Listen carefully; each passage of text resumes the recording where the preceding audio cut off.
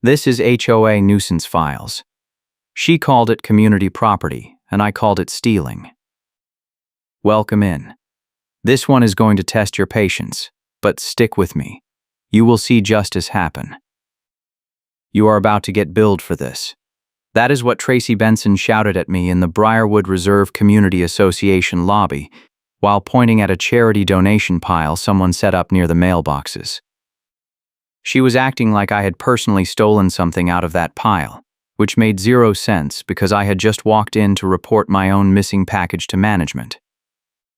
Tracy is the neighborhood watch liaison, which in this condo community in Salt Lake City, Utah, means she has a clipboard, a bucket hat, and an opinion about everything you do. I work as a software QA analyst, so I know how to document problems and follow a trail. But Tracy does not care about trails or logic. She cares about being right and being loud. I had gone to the management office that morning because my package tracker said delivered yesterday at 4 in the afternoon. But my porch had nothing. No box, no note, nothing. The doorbell camera showed the carrier setting it down, then walking away, then 10 minutes of empty porch. Then nothing useful, because the angle does not catch the far corner. I figured someone grabbed it. I wanted to file a report so the property manager could check if other units got hit and maybe pull the garage camera footage. Reasonable, right? Tracy was standing near the mailbox cluster when I walked in. She had her clipboard in a clear plastic sleeve and a huge key ring clipped to her belt that jangled every time she moved. She looked at me, looked at the donation pile, then stepped right into my path. "You are about to get billed for this," she said again louder. I stopped. Billed for what? She pointed at the donation pile. "Someone reported that a jacket went missing from this pile yesterday afternoon and you were seen in this lobby yesterday." I blinked. I was here to pick up a maintenance notice, yeah. But I did not touch the donation pile. I did not even look at it. Tracy shook her head like I was lying to her face. "I have already reported this," she said. That is her catchphrase. She says it every time she wants you to know she is one step ahead and you are already screwed. "I have already reported this." It does not matter if you deny it. The complaint is filed. I felt my chest tighten. I asked her what complaint. She tapped the clipboard. "A resident saw you near the pile. Now a jacket is gone. Management is aware. You are going to get a notice for theft and a fine starting tomorrow unless you return it and admit what you did." I said I did not take anything. She said that is what a thief would say. Then she turned and walked toward the management office like she had just solved a case. I stood there for a second, trying to process. I had come in to report my own stolen package, and now I was being accused of stealing a jacket I never saw. I walked into the management office. The receptionist, a woman named Linda, was on the phone. Tracy was standing at the counter talking to the property manager, a guy named Derek. I waited. Tracy was saying something about accountability and safety, and how she is the reason this place stays safe. I heard that line and felt my jaw clench. She loves that line. She uses it every time she wants to justify overstepping. I am the reason this place stays safe. Like she is the only thing between us and chaos. Derek saw me and waved me over. Tracy turned and gave me a look that said I should leave. I did not. I told Derek about my missing package. He nodded and said he would check the garage camera. Then Tracy cut in.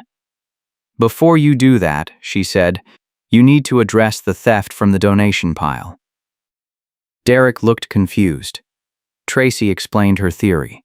I interrupted and said I did not take anything. She said I was seen. I asked who saw me. She said she could not disclose that. I asked what jacket. She said a black puffer jacket, medium size. I said I do not own a black puffer jacket and I was not near the pile long enough to take anything. She said the timeline does not matter because intent is intent. Derek looked uncomfortable. He said he would review the footage and get back to both of us. Tracy said that is not good enough. She said the notice needs to go out today because the policy is clear. She pulled a sheet of paper from her clipboard and slammed it on the counter like a judge with a gavel. The policy says theft or suspected theft results in immediate fines and a hearing within 7 days. Derek said he would handle it. Tracy said she would follow up. Then she looked at me and said the fines start tomorrow. $50 a day until I return the item and admit fault. I left the office before I said something that would make it worse. My hands were shaking. I walked back to my unit and opened my laptop. I pulled up my doorbell camera footage and started going through it frame by frame. The delivery happened at 4:03. The box sat there until 4:13. Then someone in a tan coat walked up, looked around, grabbed the box, and walked off screen. The angle was bad. I could not see a face. I could not see hair color or any detail beyond the coat. But I had a timestamp. I saved the clip. Then I thought about Tracy's accusation. She said I was seen near the donation pile yesterday afternoon. I checked my own timeline.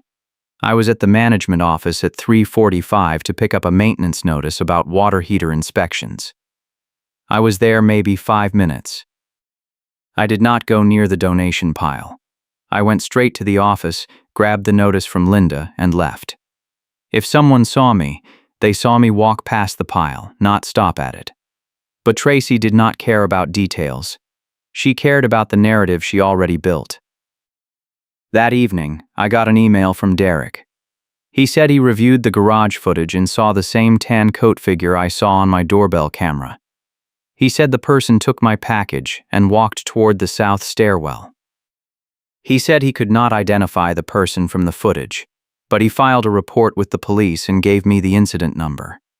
He also said Tracy filed a separate complaint about the donation pile jacket, and per policy, I would receive a formal notice and a hearing date. I replied and said I did not take the jacket. Derek said he understood, but the hearing would determine that. I asked when the hearing was. He said Friday at 6. That gave me 4 days. I asked if I would be fined before the hearing. He said per Tracy's request, the fines start the next day, but they would be voided if I was cleared. I said that is not how it should work. He said he was following the policy Tracy cited. I asked for a copy of the policy. He sent it. I opened the PDF. The section Tracy referenced was about immediate fines for violations confirmed by a board member or liaison. But it said confirmed, not suspected. I highlighted that and sent it back. Derek said he would discuss it with Tracy. The next morning, I got a notice slipped under my door. It was printed on HOA letterhead with my name, unit number, and a violation code. Theft of community property. $50 daily fine effective immediately. Hearing scheduled for Friday at 6. Contact the office to arrange payment or contest. I took a photo of the notice. Then I noticed something. The notice was dated 2 days ago. The date stamp said I missed a deadline to respond before the fine kicked in. But I only found out about the accusation yesterday. The date was wrong. I walked back to the management office.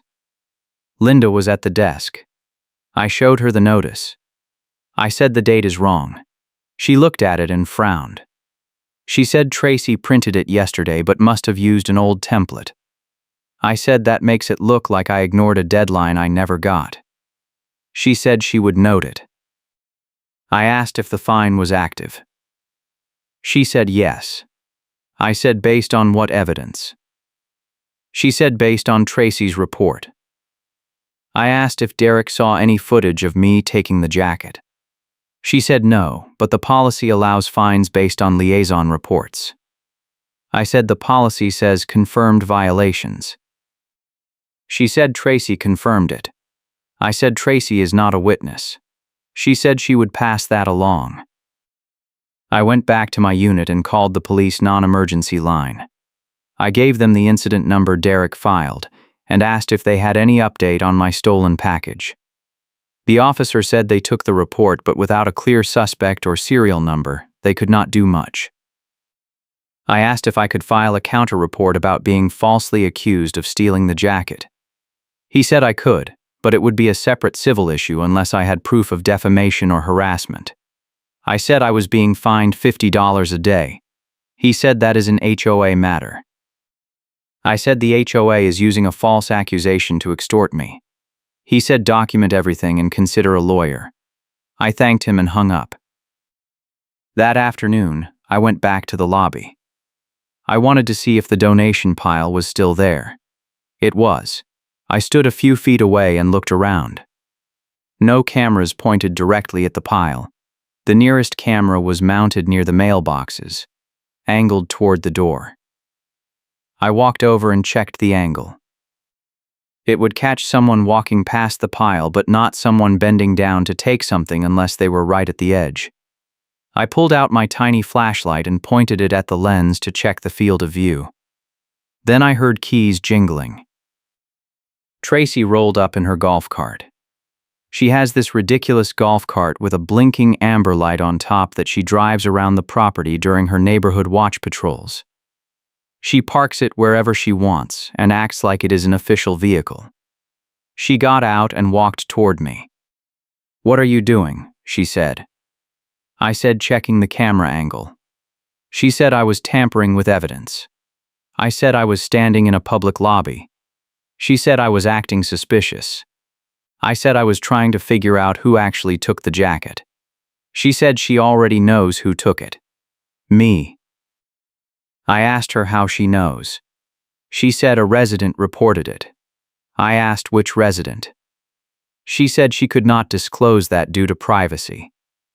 I said privacy does not apply when someone is accusing me of a crime. She said it is not a crime, it is a violation. I said theft is a crime. She said not if it is under $50. I said the jacket or my reputation. She did not answer. She just said the hearing is Friday and I should prepare to pay the fine and apologize. Then she got back in her golf cart and drove off, the amber light blinking like she was responding to an emergency. I went back to my unit and started digging. I opened the HOA portal and looked at Tracy's activity. The portal has a feature that shows when board members and liaisons submit reports. I found her report about the jacket.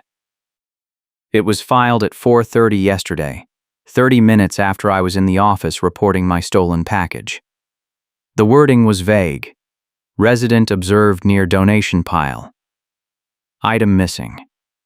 Resident has history of complaints. I do not have a history of complaints.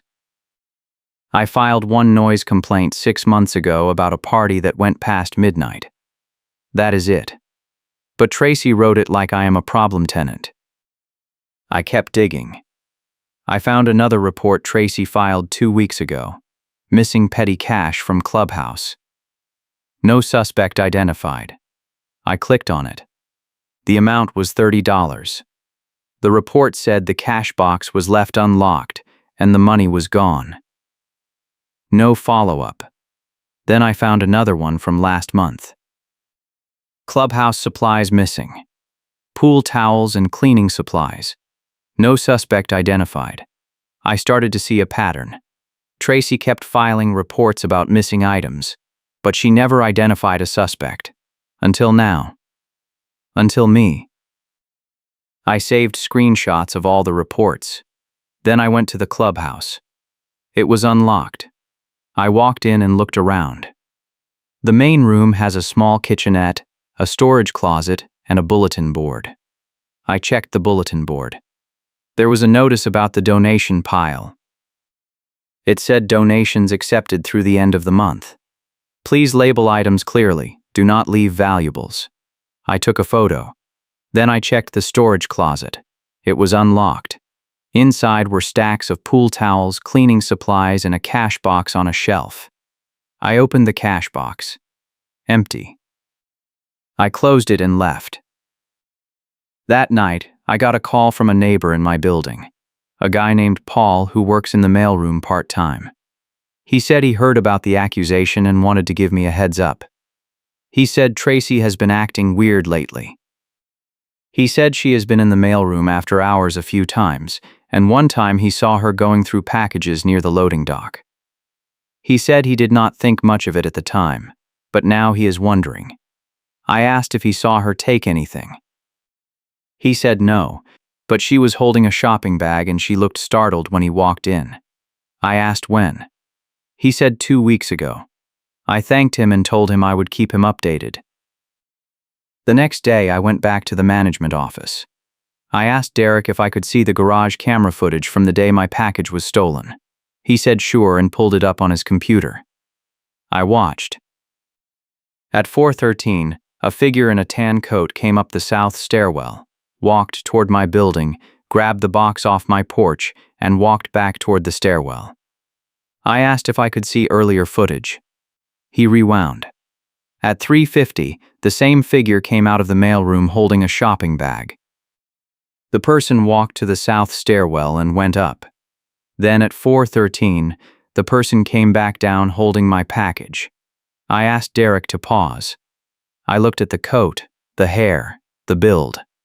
I could not confirm it, but it looked like Tracy. I asked Derek if he saw it.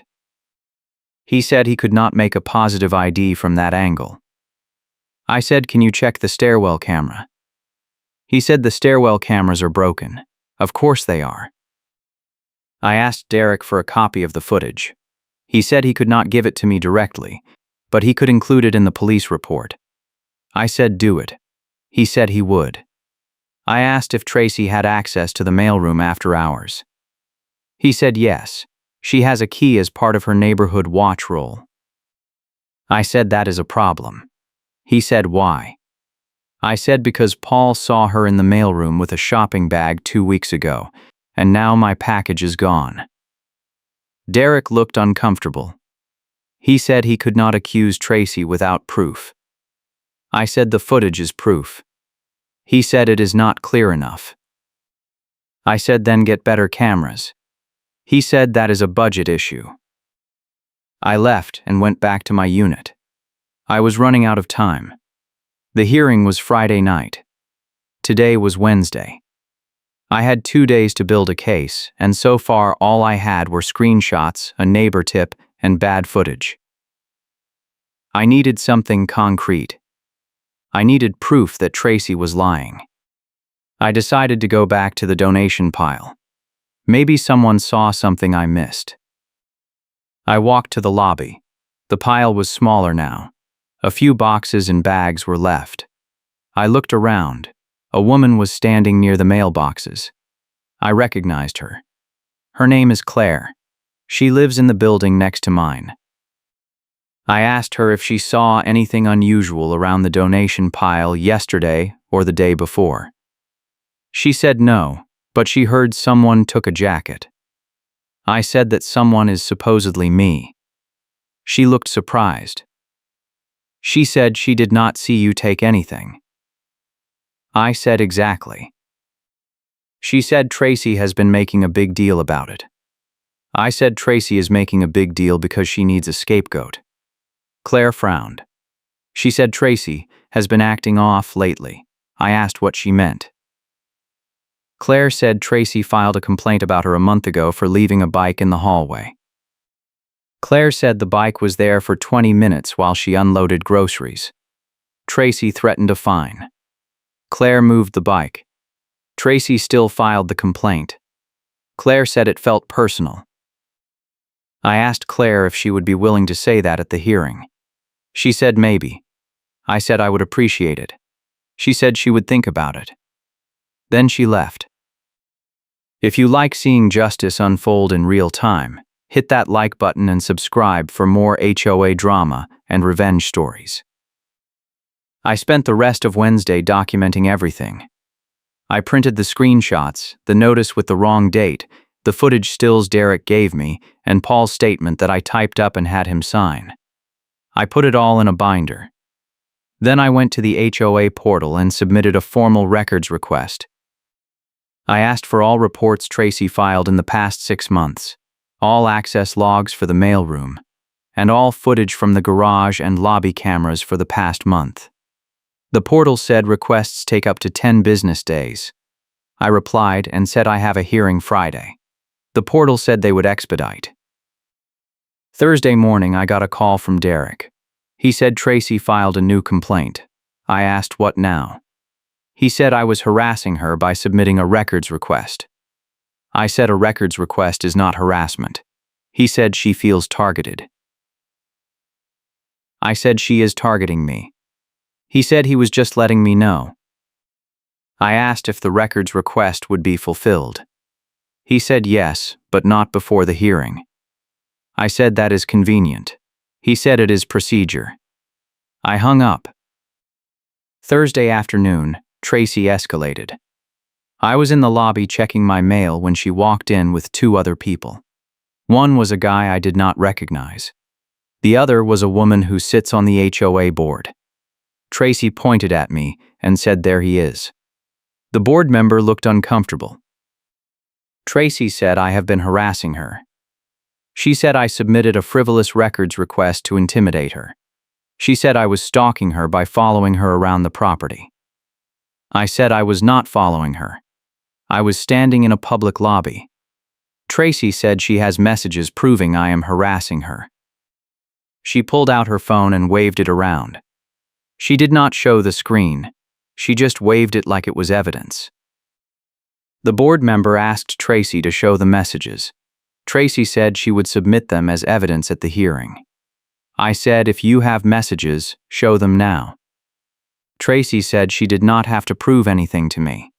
I said, you are accusing me in front of witnesses. Prove it. The board member said, let us all calm down. Tracy said she was calm. She said I was the problem. She said I was dangerous and I should be banned from the lobby until the hearing. The board member said that is not how it works. Tracy said she would file a formal complaint. The board member said she already did. Tracy said she would file another one. Then the guy Tracy brought stepped forward. He said he was a witness. I asked a witness to what? He said he saw me yelling at Tracy yesterday. I said I did not yell at Tracy yesterday. He said yes you did, in the parking lot. I said I asked her a question. He said you were aggressive. I said asking a question is not aggression. Tracy said, see, he is gaslighting you. The board member said we need to table this until the hearing. Tracy said no, we need to act now. The board member said the hearing is tomorrow. Tracy said that is too late. The board member walked away. Tracy glared at me and said, you are done. Then she left. I stood there shaking. A couple of neighbors who saw the whole thing came over. One of them said that was insane. I said, welcome to my week. The other said Tracy has always been intense, but this is next level. I said I think she is covering for something. They asked what? I said I think she is the one stealing. That night, I got a message from Paul. He said he found something. He said he checked the mailroom access log because he has admin access for scheduling. He said Tracy swiped in at 4:05 the day my package was stolen. That was 8 minutes before the footage showed someone taking my package off my porch. I asked if he could print the log. He said yes. I said bring it to the hearing. He said he would. Friday came. I spent the morning rehearsing what I would say. I had my binder. I had Paul's statement and the access log. I had the footage stills. I had the notice with the wrong date. I had screenshots of Tracy's other reports. I was ready. The hearing was at 6. I got to the management office at 5:45. Derek was setting up a conference room. Tracy was already there. She had her clipboard, her key ring, and a smug look on her face. The board member from yesterday was there. So was another board member I did not recognize.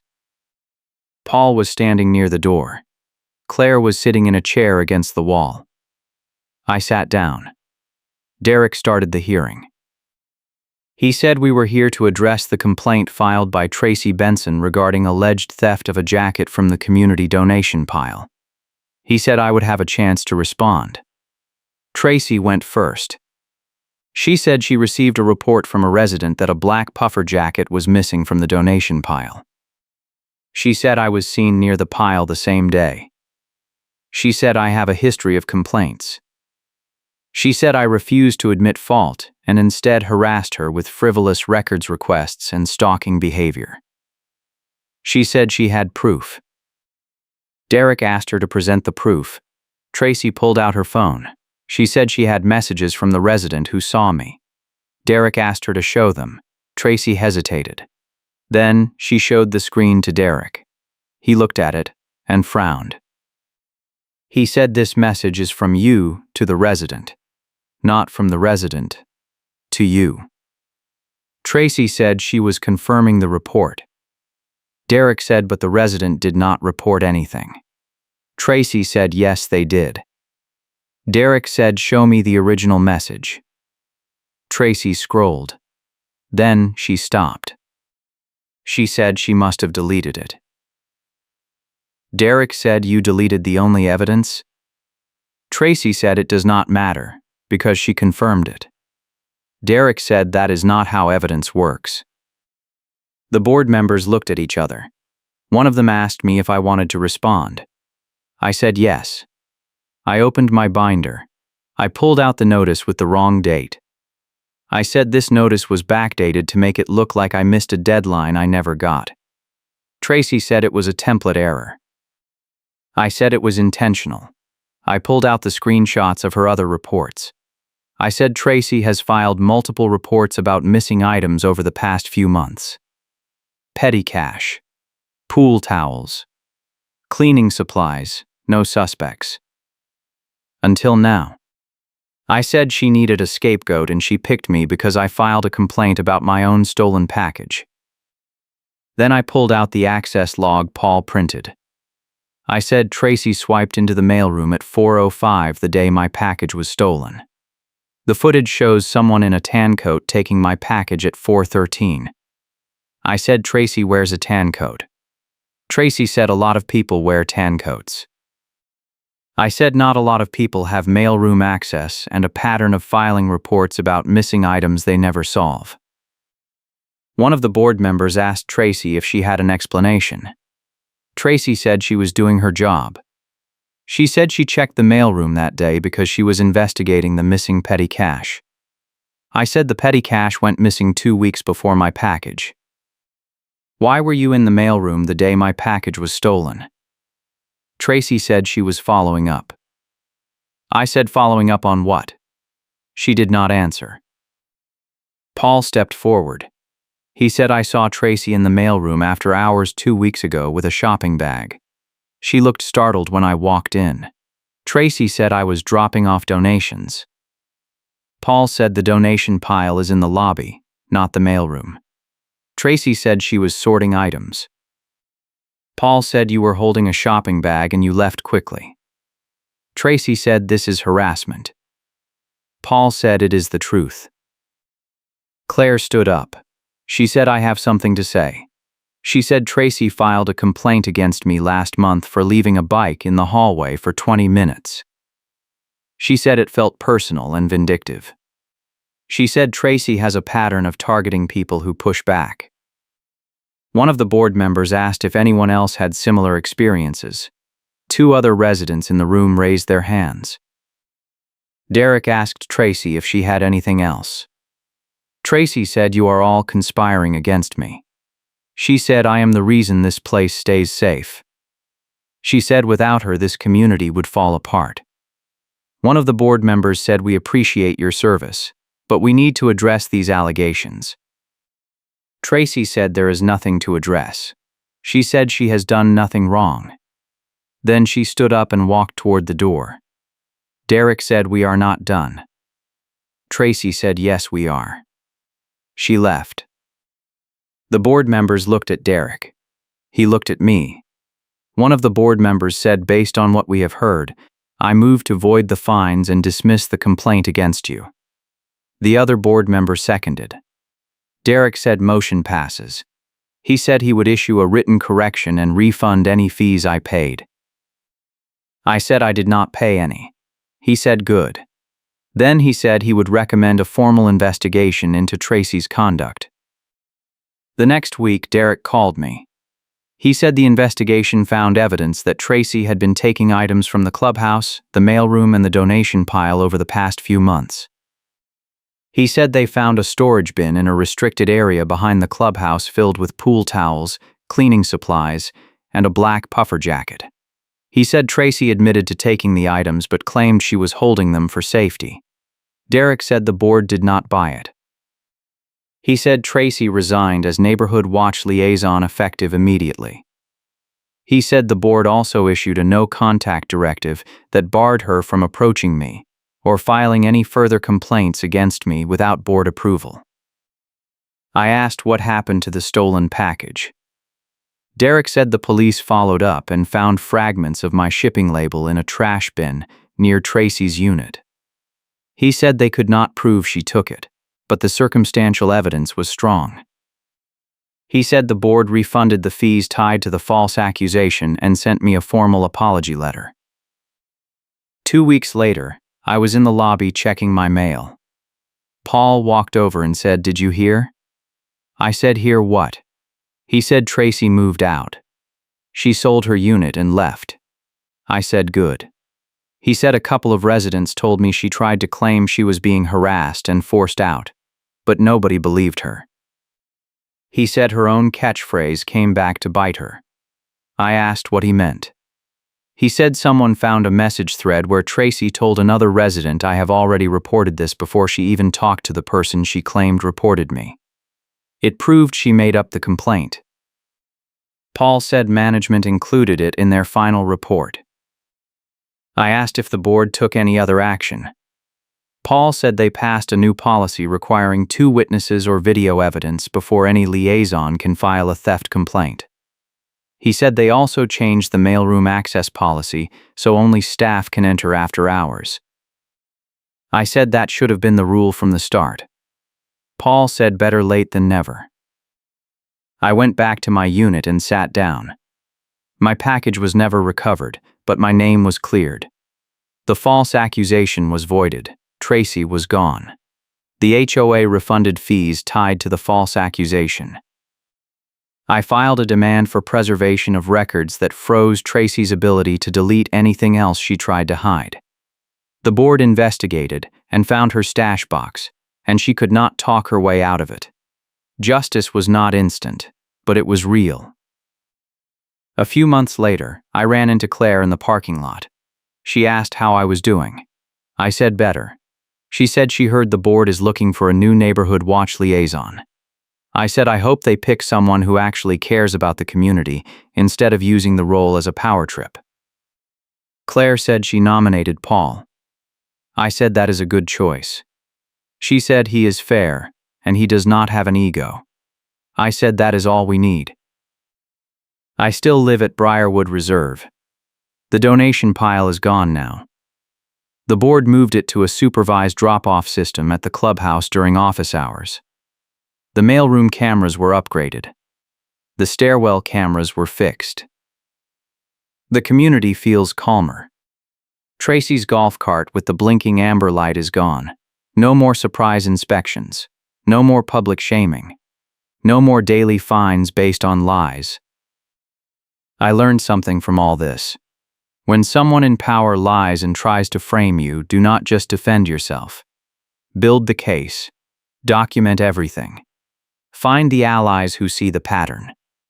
Use the system against the abuser. Make them answer for every contradiction. A demand for preservation of records that freezes Karen's delete tricks is a real weapon. When they try to erase the trail, you lock it down. When they try to hide the stash, you force them to produce it. When they try to claim they are the victim, you show the receipts. Tracy thought she could bully me into admitting something I did not do. She thought her clipboard and her key ring and her title gave her immunity. She thought saying I have already reported this would shut me up. But every time she lied, she left a crack. Every time she escalated, she exposed more. And in the end, her own words and her own actions buried her. The HOA refunded the fees tied to the false accusation. Tracy was caught with the stash box and could not talk her way out. Management disciplined her, voided the fees, and issued a no-contact directive. She resigned and moved out. The board passed new policies to prevent it from happening again. The system worked, slowly and messily, but it worked. If you ever find yourself in a situation like this, remember, keep the evidence, stay calm, find the witnesses, and do not let the bully rewrite the story. They will try. They will twist the facts, move the goalposts, threaten you with deadlines and fines and public shame. But if you stay consistent and methodical, they will trip over their own lies. And when they do, you make sure everyone sees it. I will bring you another story soon.